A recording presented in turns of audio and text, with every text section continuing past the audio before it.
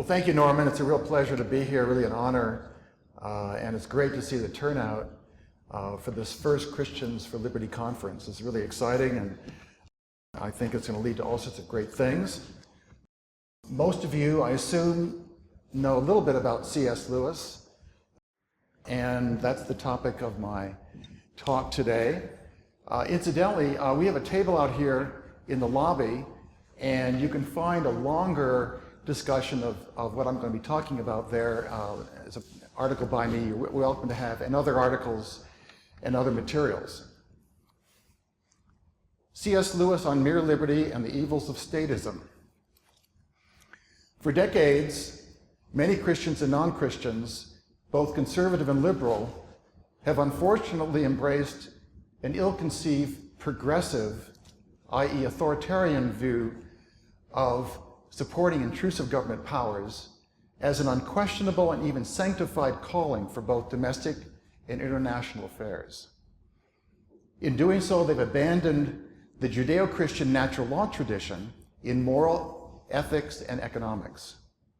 In contrast, the Oxford-Cambridge scholar and best-selling author C.S. Lewis did not suffer such delusions, despite the gigantic and deeply disturbing events that he lived through, including the rise of total war, the total state, and genocides that developed during his lifetime. Lewis's aversion to government was clearly revealed in 1951, when Winston Churchill, within weeks after he gained office as Prime Minister of Great Britain, wrote to Lewis offering to have him knighted as Commander of the Order of the British Empire.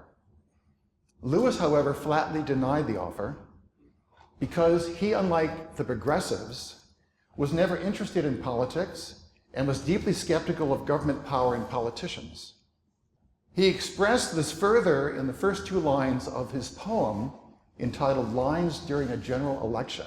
Quote, "Their threats are terrible enough, but we could bear all that. It is their promises that bring despair." Unquote. Lewis had actually held this view for many years. In 1940, he had written a letter to his brother Warren stating, "Could we start a stagnation party, which at general elections would boast that during its term of office, no event of the least importance had taken place," unquote. He further noted, quote, "I was by nature against government," unquote. Now, this is in direct contrast to such contemporary progressive Christians as Jim Wallace, Tony Campolo, Ronald Sider, and Brian McLaren, to name a few, who clamor for what I believe is foolish and disastrous notions of achieving social justice through gigantic government powers. In contrast, one of our senior fellows, Robert Higgs, has done a pioneering book that some of you may have heard of called Crisis and Leviathan, which refutes the entire progressive myth in American history. And we have copies that you're welcome to examine at our table. But the question is, and this is the suggestion of progressives, was Lewis just ignorant or naive about modern realities? Or was he aiming at a deeper and more significant purpose in his views of government power? Lewis was unquestionably and profoundly interested in the ideas and institutions that were the basis of free and virtuous individuals and communities. But he was not at all interested in partisanship or campaign politics. He instead focused on first principles, and public policy matters were of interest only as they pertain to questions of enduring value. As a result of this focus, whereas the work of most modern scholars and other writers quickly becomes dated and obsolete, Lewis' work has actually achieved increasing timelessness and relevance. His books continue to sell at increasing and astounding rates. And although Lewis is best known for his fiction, he also wrote superb books in philosophy and theology, literary history and criticism, poetry and autobiography, as well as, at last count, 50,000 letters to individuals worldwide. Incidentally, Lewis never used the typewriter. He wrote using an ink dip pen. So he would dip the pen, write 5 words, and then dip it again. So imagine writing 50,000 letters. And the only reason we know it's 50,000 is because people have sent them back. So we have no idea exactly how many letters, because there were no copy machines, there was no carbon copies back then. Throughout his work, Lewis was infused an interconnected worldview that championed objective truth, moral ethics, natural law, literary excellence, reason, science, individual liberty, personal responsibility and virtue, and Christian theism. In so doing, he critiqued naturalism, reductionism, nihilism, positivism, scientism, historicism, collectivism, statism, coercive egalitarianism, militarism, welfarism, and dehumanization and tyranny in almost every form. Unlike progressive crusaders for predatory government power over the peaceful pursuits of innocent people, Lewis noted that, quote, "I do not like the pretensions of government, the grounds on which it demands my obedience. It is pitched too high. I don't like the medicine man's magical pretensions, nor the Bourbon's divine right. This is not solely because I disbelieve in magic and in Boisseau's politique. I believe in God, but I detest theocracy. For every government consists of mere men and is strictly viewed a makeshift. If it adds to the command, 'Thus saith the Lord,' it lies, and it lies dangerously," unquote. Lewis addressed not only the evils of totalitarianism, as manifested in fascism and communism, but the more subtle forms that face us on a daily basis, including the manifestations and influence of the welfare, therapeutic, nanny, and scientific states. Of all tyrannies, he stated, a tyranny exercised for the good of its victims may be the most oppressive. It may be better to live under robber barons than under omnipotent busybodies. The robber baron's cruelty may sometimes sleep, his cupidity may at some point be satiated, but those who torment us for our own good will torment us without end, and they do so with approval of their own conscience. They may be more likely to make a hell on earth. This very kindness stings with intolerable insult. To be cured against one's will and cured of states which may not be regarded as disease is to put us on a level of those who have not yet reached the age of reason, or those who never will, to be classified with infants, imbeciles, and domestic animals," unquote.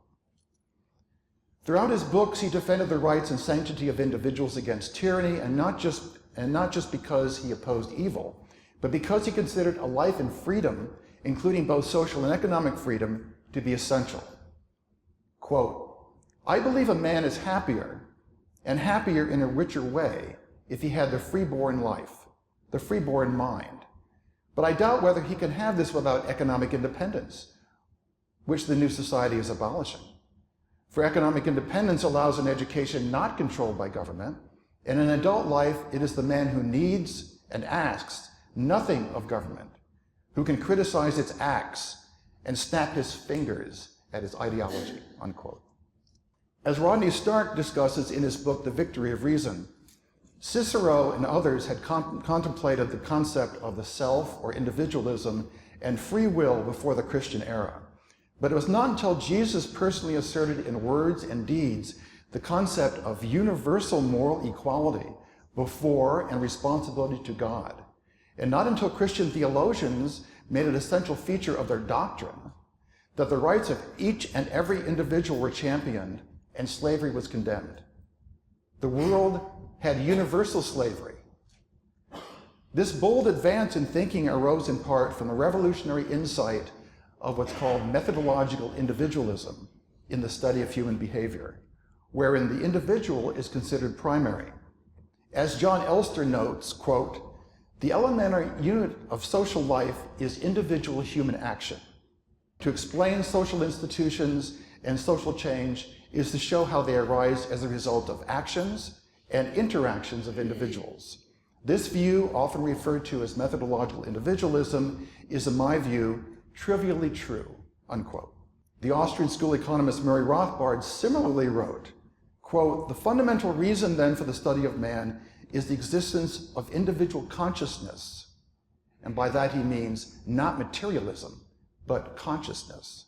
Ludwig von Mises further stated that, quote, "The collective has no existence and reality but in the actions of individuals.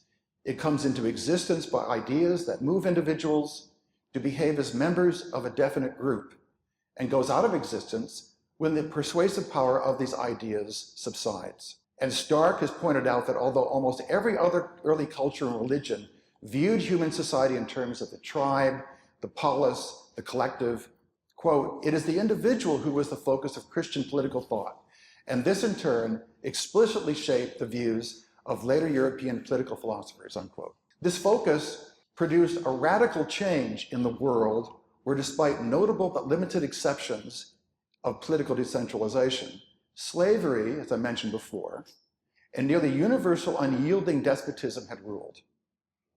People were treated as mere members of a group without rights. With Christianity, each and every person is a child of God, or a holy object, who has free will and is individually responsible for the choices he or she makes. In this tradition, Thomas Aquinas stated, quote, a man can direct and govern his own actions also. Therefore, the rational creature, i.e. man, men and women, participates in the divine providence, not only in being governed by the natural law, but also in governing, unquote. Working from this Christian background, Lewis stressed the importance of the natural law of moral ethics, a code of moral conscience that is inescapable and defines each person as human. Such morality exists on its own, independent of subjective choices or experiences, just as one may grasp the inherent truism of mathematics or natural physical laws such as gravity.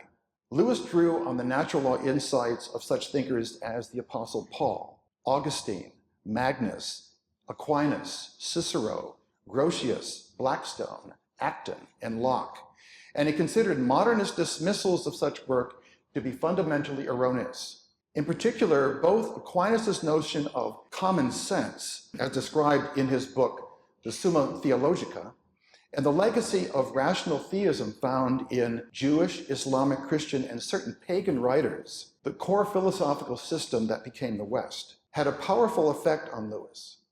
Now remember, Lewis was a scholar in medieval and Renaissance literature. To him, the culture of modernism is not just an historical aberration of this common sense, but a profound threat to the pursuit of truth, goodness, and civilization itself. This common sense, or Lewis's notion of common rationality, consisted in part of each individual human being's intrinsic understanding of an objective, universal, and natural legal order of truth and morality, the natural law, or what Lewis called the Tao. Not Taoism, but the Tao as in the way, or the truth. Each person discerns, chooses, and acts within the Tao. For Lewis, each individual responds to and can come to know and experience this external reality of truth. It is a common knowledge. This insight, incidentally, is similar to Adam Smith's view, as he expressed in his 1759 book, The Theory of Moral Sentiments, that individuals are born with an innate moral conscience and sympathy for the well-being of others, and can maintain them by following the natural law. Lewis likewise claimed that, quote, if a man will go into a library and spend a few days with the Encyclopedia of Religion and Ethics, he will soon discover the massive unanimity of the practical reason of man. From the Babylonian hymn to Samos, from the laws of Manu, the Book of the Dead, the Analects of Confucius, the Stoics, the Platonists, from Australian Aborigines, he will collect the same triumphantly monotonous denunciations of oppression, murder, treachery, and falsehood.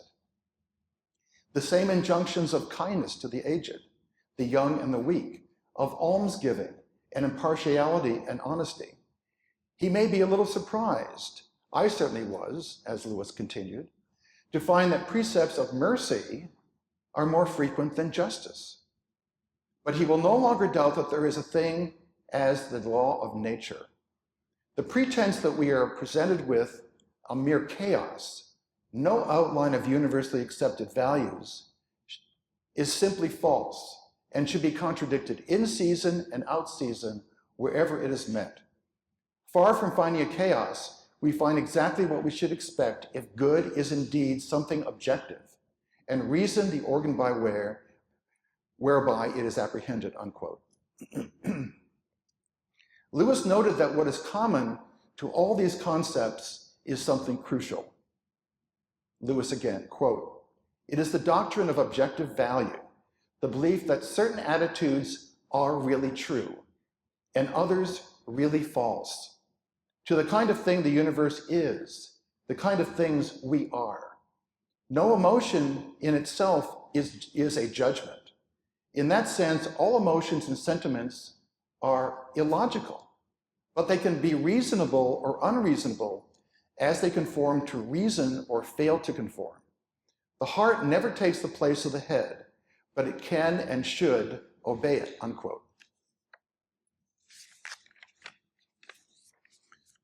Lewis argued that a natural moral law is known to all, and this natural moral code is inescapable. It is basic for all moral judgments. Its foundational truths, such as caring for others is a good thing, good should be done and evil avoided, dying for a righteous cause is a noble thing, are understood regardless of experience, just as we know that 2 + 2 = 4. As the Apostle Paul stated, quote, "When Gentiles do by nature things required by the law, they are a law for themselves, even though they do not have the law. Since they show that the requirements of the law are written on their hearts, their consciences are also bearing witness, and their thoughts now accusing, now even defending them," unquote. In his book, The Discarded Image, Lewis showed that Paul's statement completely conforms with the view that morality is determined by right reason, or the Stoic idea of natural law. Quote, "The Stoics believe in a natural law which all rational men, in virtue of the rationality, saw to be binding on them. St. Paul's statement in Romans 2:14 that there is a law written in the hearts, even of Gentiles, who did not know the law, is in full conformity with the Stoic conception, and would for centuries be so understood. Nor during those centuries would the word hearts have merely emotional associations. The Hebrew word which St. Paul represents for heart, or cardia, would be more nearly translated as mind," unquote. Lewis posed similar arguments in his books, The Problem of Pain and Christian Reflections, as you see here. However, like all natural law proponents, he was careful to note that natural law does not afford easy or precise solutions to all questions. Echoing Aristotle, he noted that, quote, "moral decisions do not admit mathematical certainty," unquote. Of central importance in Lewis's discussion of natural law is his critique of the moral relativism of utilitarianism as a theory of ethics and guide to behavior. The end justifies the means. Lewis claimed that the precepts of moral ethics cannot just be innovated or improvised as we go along. Picking and choosing among the code of the Tao, or natural law, is inherently foolish and harmful. He noted, for example, that attempts to define moral ethics as the product of a physicalism of survival, as in a Darwinian survival process and instinct, creates a profound dilemma. On the one hand, the utilitarian, or Lewis called this person the innovator, tries to make judgments of the value of human choices by claiming that one decision is good or not. But on what basis is this valuation made if the only standard that exists is instinct? Lewis shows that all such valuations necessarily must use an objective standard of the Tao, or the natural law, to do so, even if only partially. Here's Lewis again, quote, "The innovator, the utilitarian, rates high the claims of posterity. He cannot get any valid claim for posterity out of instinct, or in the modern sense, reason, not the same meaning of reason that Lewis uses, by the way. He is really deriving our duty to posterity from the Tao. Our duty to do good to all men is an axiom of practical reason, and our duty to do good to our descendants is a clear deduction from it. But then in every form of the Tao, which has come down to us, side by side with the duty to children and descendants, lies the duty to parents and ancestors. But what right do we reject one and accept the other? The innovator, the utilitarian, may place economic value first. To get people fed and clothed is a great end. And in pursuit of it, scruples about justice and good faith may be put aside, according to the innovator. The Tao, of course, agrees with him about the importance of getting the people fed and clothed. Unless the innovator were himself using the Tao, he could never have learned of such a duty to justice and good faith in the first place. But what is his warrant? What is the ground for his pursuit? He may be a jingoist, he may be a racialist, an extreme nationalist who maintains that the advancement of his own people is the object to which all else ought to yield. But no kind of factual observation and no appeal to instinct will give him a ground for this option. Once more, he is in fact deriving it from the Tao itself. A duty to our own kin, because they are our own kin, is part of the Tao itself, part of traditional morality.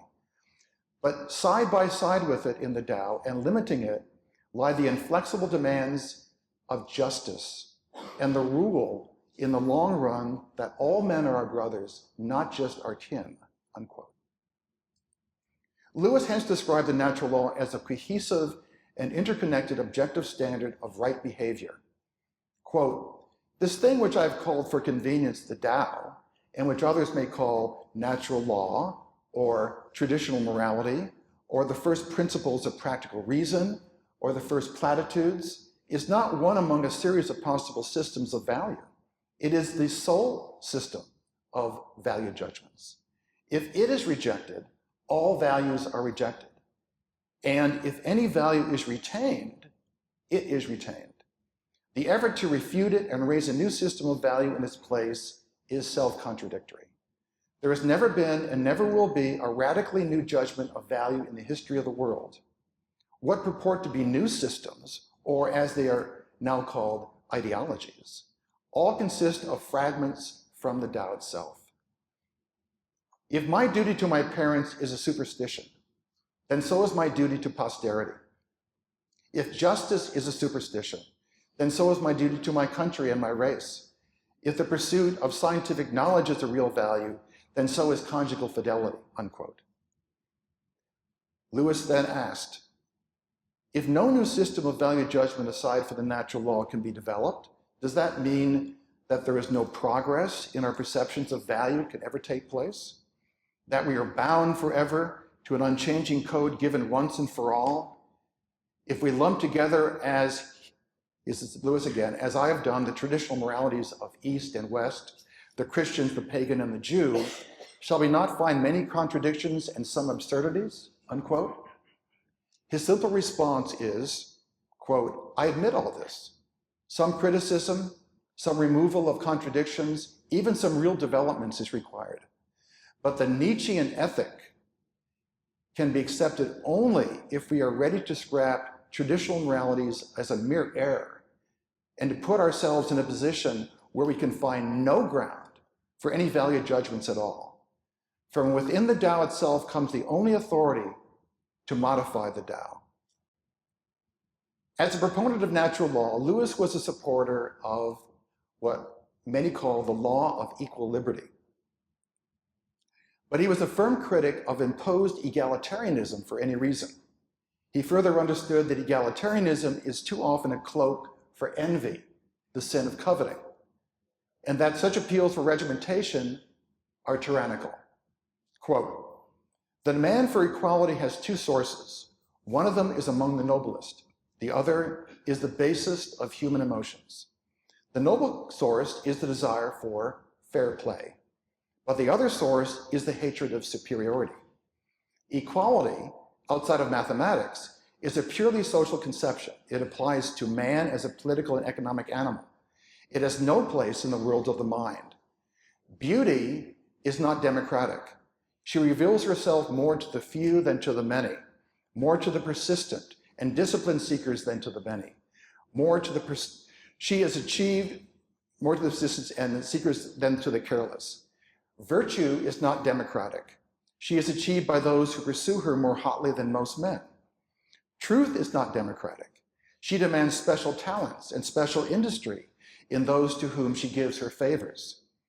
Political democracy is doomed if it tries to extend its demand for equality into these higher spheres. Ethical, intellectual, and aesthetic democracy is death, unquote. He also recognized innate individual human differentiation and how each individual's soul is unique as divinely ordained. Quote, "It is idle to say that men are of equal value. If value is taken in a worldly sense, if we mean that all men are equally useful or beautiful or good or entertaining, then this is nonsense. If there is equality, it is in his love, not in us. In this way, then, the Christian life defends the single personality from the collective, not by isolating him, but by giving him the status of an organ, and a very productive essential organ, in the mystical body," unquote. Lewis further rejected the determinism of both genetic and environmental causality for mankind. In the so-called modernist perspective, man is not viewed as a moral agent, but as an entity that is conditioned solely for non-practical causes. And all that counts is not what is just, but the utilitarian what works. If man has free will and is considered accountable for his actions, there are limits to the state's power. But if individuals act out of necessity, they are not moral agents. If the place of punishment for wrongdoing, preemption becomes the means of social control. As championed by authoritarians of both left and right, the state simply eliminates the individual's choice, or more exactly, makes the choice for him or her. And this elimination is the basis for the progressive precautionary principle and government measures of prior restraint based on it. Lewis discussed this problem at length in The Abolition of Man, as well as in his various essays, including The Humanitarian Theory of Punishment in God and the Duck. Lewis consequently drew a clear distinction between the reality of the importance for individual liberty and the tendencies to fall prey to the absurdities and dangers of collectivism. He states that, quote, "The first of these tendencies is the growing exaltation of the collective and the growing indifference to persons. If one were inventing a language for sinless beings who love their neighbors as themselves, it would be appropriate first to have words for my, I, and other personal pronouns and inflections. In other words, no difference between two opposite solutions of the problem of selfishness, between love, which is a relation between person, and the abolition of persons. Nothing but a thou can love, and a thou can only exist as an I. A society in which no one was conscious of himself as a person over against other persons, where none could say, I love you, would indeed be free of selfishness, but not through love. It would be unselfish as a bucket of water. In such a case, the individual does not matter, and therefore, when we really get going, it will not matter what you do to an individual, will it? Secondly, we have the emergence of the party in the modern sense. The fascists, the Nazis, the communists. What distinguishes this from the political parties of the 19th century is the belief of its members that they're not merely trying to carry out a program, but obeying an important force, that nature, or evolution, or the dialectic, or the race is carrying them on. This tends to be accomplished by two beliefs. The belief that the process which the party embodies is inevitable, and that the belief of the forwarding of this process is the supreme duty and abrogates all ordinary moral laws. In this state of mind, men can become devil worshippers in the sense that they can now honor as well as obey their own vices. All men at times obey their vices, but it is when cruelty, envy, and lust of power appear as the commands of a great superpersonal force like the dialectic, that they can be exercised with self-approval, unquote. Lewis understood that without this necessary natural law framing of social, legal, and political culture, mankind would no longer be recognized as worthy of rights or even common decency, but instead would be left defenseless to any and all forms of oppression.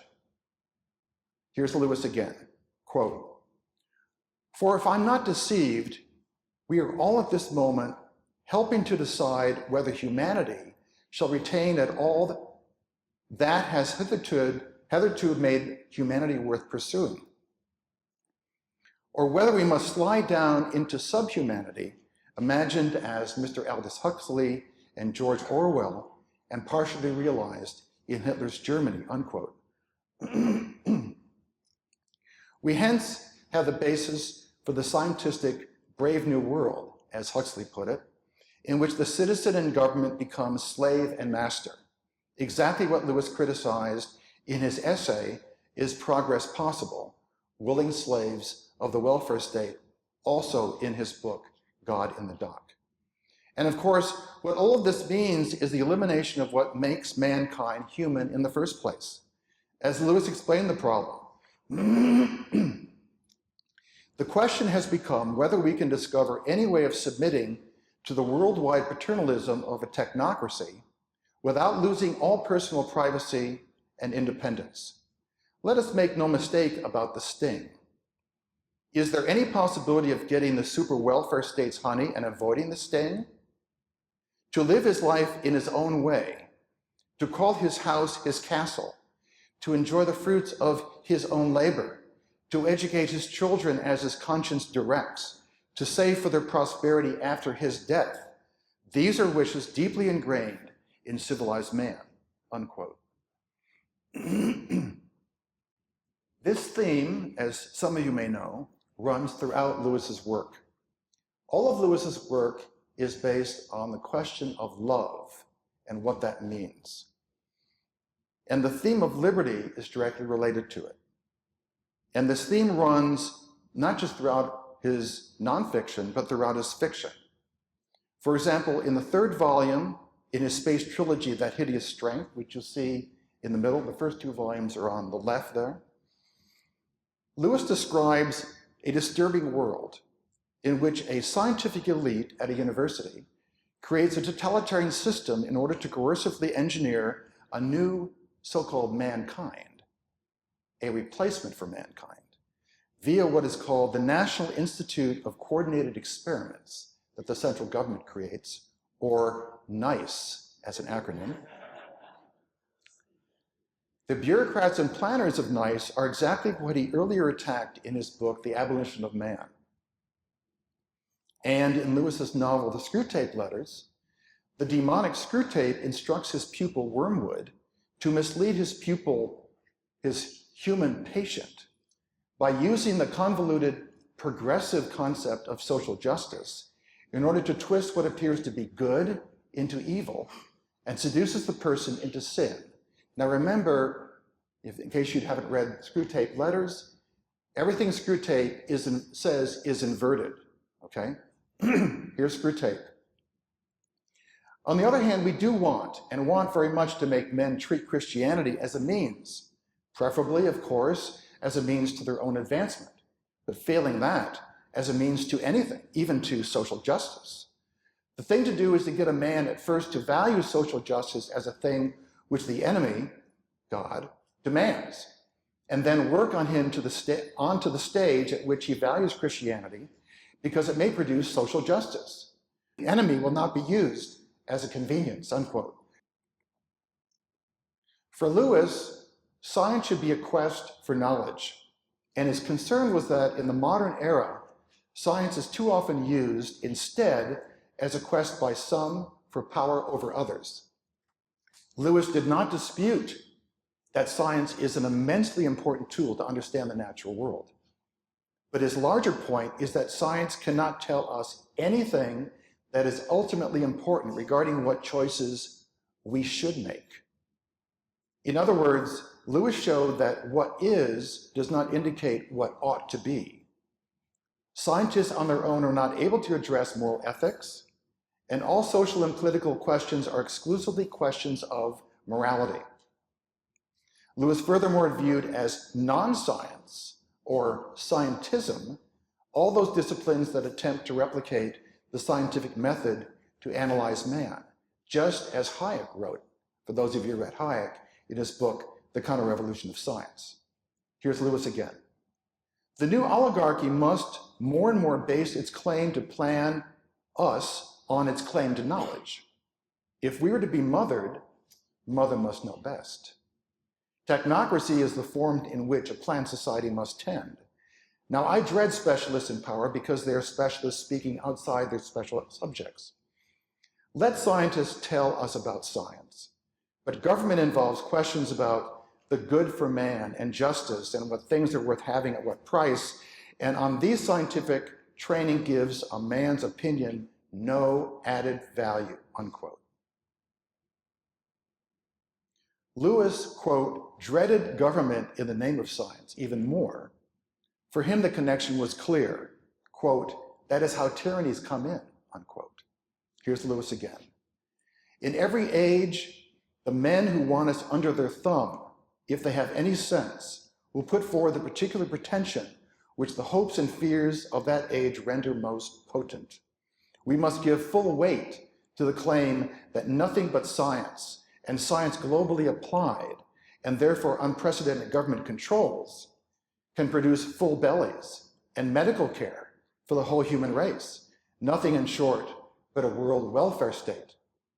It is a full admission of these truths which impresses upon me the extreme peril of humanity at present. We have, on the other hand, a desperate need, hunger, sickness, the dread and threat of war. We have, on the other, the conception of something that might meet it, omnipotent global technocracy. Are not these the ideal opportunity for enslavement? The question about progress has become the question whether we can discover any way of submitting to the worldwide paternalism of a technocracy without losing all personal privacy and independence. All that can happen is that some men will take charge of the destiny of the others. But they will be simply men, none perfect, some greedy, cruel, and dishonest. The more completely we are planned, the more powerful they will be. Have we discovered some new reason why this time power should not corrupt as it has done before, unquote? When the Marxist biology, very prominent biologist I should mention, J.B.S. Haldane, then questioned Lewis for being anti-science and against a planned world in his space trilogy. He said, Mr. Lewis's idea is clear enough. The application of science to human affairs can only lead to hell, unquote. Lewis then wrote the following in response, quote, it certainly is an attack, if not on scientists, yet on something which might be called scientism, a certain outlook on the world which is causally connected with the popularization of the sciences. It is, in a word, the belief that the supreme moral end is the perpetuation of our own species, and that this is to be pursued even if, in the process of being fitted for survival, our species has to be stripped of all those things for which we value it, of pity, of happiness, of freedom. Under modern conditions, any effective invitation to hell will certainly appear in the guise of scientific planning. My fears of such a tyranny will seem to the professor either insincere or pusillanimous. For him, the danger is all in the opposite direction, in the chaotic selfishness of individualism. I must try to explain why I fear more the disciplined cruelty of some ideological oligarchy, which the professor seems to support. The professor has his own explanation of this. He thinks I am unconsciously motivated by the fact that I, quote, stand to lose by social change, unquote. And indeed, it would be hard for me to welcome a change which might well consign me to a concentration camp, unquote. As the form of government most consistent with the study of natural law and the nature of man, Lewis settled on democracy, not majoritarianism, but self-government, as in Alexis de Tocqueville's book, Democracy in America. Considering it the least bad political structure, it should be established only in order to limit decentralized political power and organized through the consent of those involved. Here's Lewis. I am a Democrat because I believe in the fall of man, or more precisely, that man is free to choose good or evil. He realized, though, that most people are Democrats for the opposite reason. This is Tocqueville. A great ideal of democratic enthusiasm descends from the ideas of people like Rousseau, who believe in democracy because they thought mankind so wise and good that everyone deserved a share in the government. The danger of defending democracy on those grounds is that they're not true. I find that they're not true without looking further than myself. I don't deserve a share in governing a hen roost, much less a nation, nor do most people. All the people who believe advertisements and think in catchwords and spread rumors. The real reason for democracy is just, again, the Tocquevillian version, is just the reverse. Man is so fallen that no man can be trusted with unchecked power over his fellows. Aristotle once said that some people were only fit to be slaves, but I reject slavery because I see no men fit to be masters, unquote. In his book, The Weight of Glory, he similarly noted the need to radically constrain the powers of government, paraphrasing Lord Acton's axiom of the corrupting influence of power. Quote, I do not believe that God created an egalitarian world. Since we have sin, we have found, as Lord Acton says, that all power corrupts and absolute power corrupts absolutely. Theocracy has rightly been abolished, not because it is bad that priests should govern ignorant laymen, but because priests are wicked men like the rest of us, unquote. But Lewis fully understood that democracy, if unchecked, becomes egalitarianism and will trample on liberty as a collectivist force for evil by celebrating pride and envy as it fosters tyranny. Lewis's demonic Screwtape, this is from the stage play. Lewis's demonic Screwtape, this time in Screwtape Proposes a Toast, once again explains quite eloquently how this very thing has happened historically, even in the supposed pursuit of liberty. Quote, hidden in the heart of the striving for liberty, there has also been a deep hatred of personal freedom. That invaluable man, Rousseau, first revealed it. In his perfect democracy, only the state religion is permitted, like our previous speaker pointed. Slavery is restored, and the individual is told that he has really willed, though he didn't know it, whatever the government tells him to do. From that starting point, via Hegel, another indispensable propagandist on our side against this is Screwtape's inversion, right? We easily contrive both the Nazi and the communist state. Even in England, we were pretty successful. I heard the other day that in that country, a man could not, without a permit, cut down his own tree with his own axe, make it into planks with his own saw, and use the planks to build a tool shed in his own garden, unquote. At the root of the developing tyranny are the things many people may least expect: democracy and egalitarianism. Here's Lewis again. Quote, democracy is the word with which you must lead them by the nose. And of course, it is connected with a political ideal that men should be equally treated. You then make a stealthy transition in their minds from this political ideal to a factual belief that all men are equal, especially the man you are working on. And as a result, you can use the magic word democracy to sanction in his thought the most degrading and also the least enjoyable of human feelings. You can get him to practice not only without shame, but with a positive glow of self-approval, conduct which, if undefended by the magic word, democracy, would be universally derided otherwise. Dunces and idlers must not be made to feel inferior to intelligent and industrial pupils. That would be undemocratic. And anyway, the teachers, or should I say nurses, will be far too busy reassuring the dunces and patting them on the back to waste any time on teaching. This would not follow unless all education became state education.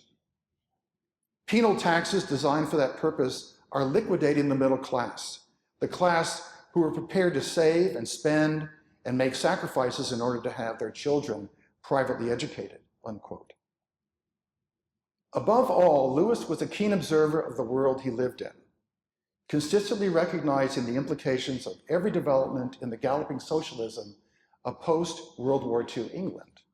Quote, "The political philosophy implicit in modern communities has stolen on us unawares.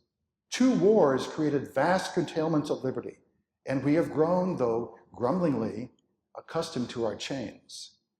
The increasing complexity and precariousness of our economic life have led government to take over many spheres of activity once left to choice or chance. Our intellectuals have surrendered first to the slave philosophy of Hegel, then to Marx, finally to the linguistic analysts. As a result, classical political theory, with its Stoic, Christian, and juristic key conceptions, i.e. natural law, the value of the individual, the rights of man, has died. The modern state exists not to protect our rights, but to do us good or to make us good. Anyway, to do something to us or to make us something. Hence the new name leaders for those who were once rulers. We are less their subjects than their wards, pupils, or domestic animals. There is nothing left of which we can say to them, mind your own business. Our lives are their business," unquote. In direct contrast to the moral relativism, utilitarianism, collectivism, and authoritarianism of the progressives, the profound lessons from Lewis's extensive writings pertaining to liberty are really absolutely clear and of the utmost importance to every modern man and woman. Quote, "It is in a man's power to treat himself as a mere object of nature, and his object and his judgments of value as raw material for scientific manipulation to alter at will. The real objection is that if man chooses to treat himself as raw material he will be, not raw material to be manipulated as he fondly imagined by himself, but by mere appetite, that is, mere nature, in the person of his dehumanized conditioners. Either we are rational spirit obliged forever to obey the absolute values of the Tao or the natural law, or else we are mere nature to be kneaded and cut into shapes for the pleasures of masters who must, by hypothesis, have no motive but their own natural impulses. Only the Tao provides a common human law of action which can overarch rulers and ruled alike. A dogmatic belief in objective value is necessary to the very idea of a rule which is not tyranny or an obedience which is not slavery. The process, if not checked, will abolish man, goes on apace among communists and Democrats, no less among fascists. The methods may at first differ in brutality, but many a mild-eyed scientist, many a popular dramatist, many an amateur philosopher in our midst means in the long run just the thing as the Nazi rulers of Germany, unquote. In Lewis's book series, The Chronicles of Narnia, the land of Narnia is held in place by the sacred deep magic, or the natural law, and further, the deeper magic, or grace. But to transgress the moral law of the deep magic is to do evil, as the White Witch did. Toward the end of the first book in his series, The Lion, the Witch, and the Wardrobe, which was made into the highly successful 2005 film, the children Peter, Susan, Edmund, and Lucy assume their rightful thrones as kings and queens of Narnia, but only to do certain things. Lewis described how they governed during the golden age of Narnia and their most important accomplishments at the end of the book. Quote, "And they made good laws and kept the peace and liberated young dwarfs and young satyrs from being sent to school and generally stopped busybodies and interferers and encouraged ordinary people who wanted to live and let live," unquote. Thank you very much.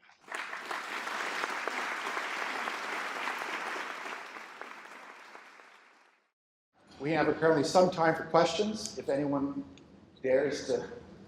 I'm new to C.S. Lewis. I was wondering what the best place to start with.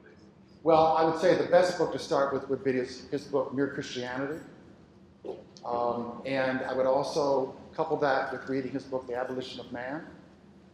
The Abolition of Man is based on 3 lectures he gave at Oxford. It's a short book. It's beautifully written.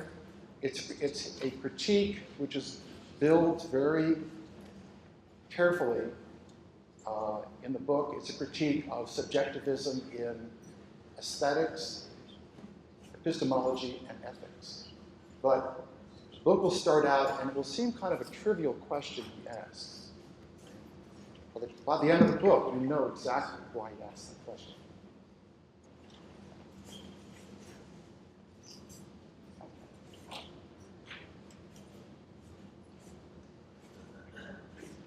Yeah, we'll go.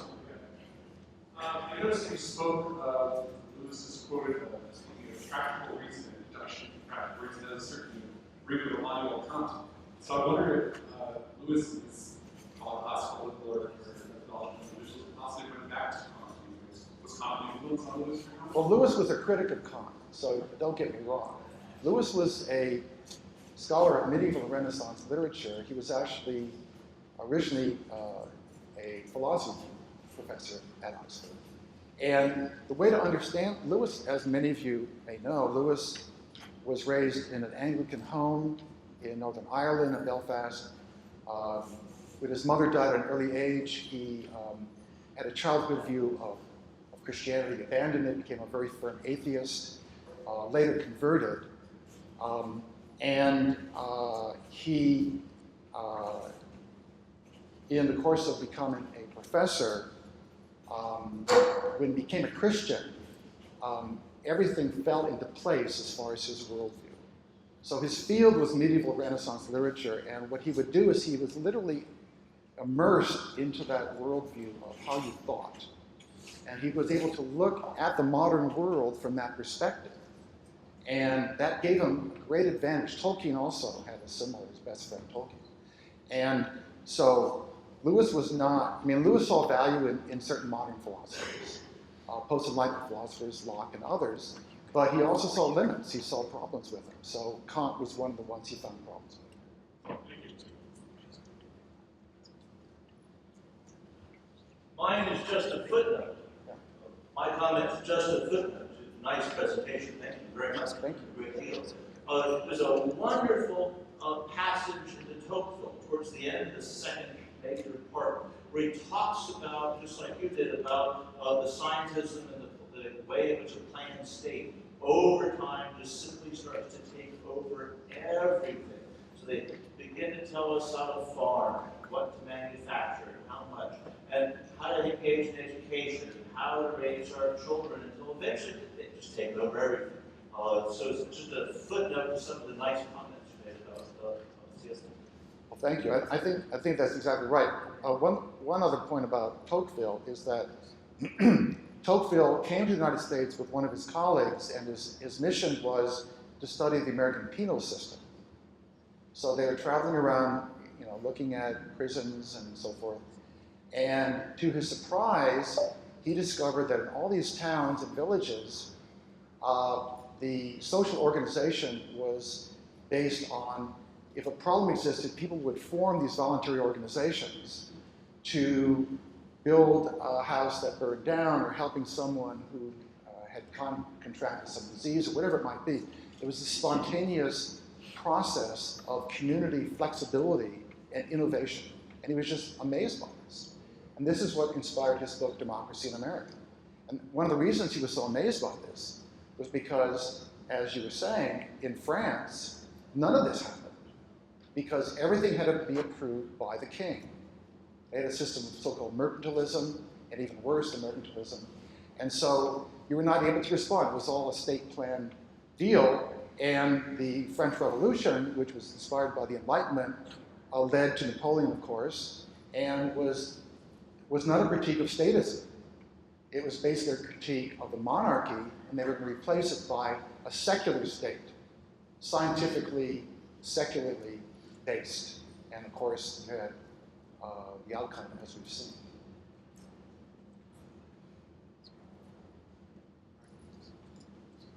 My question may be too negative to be considered.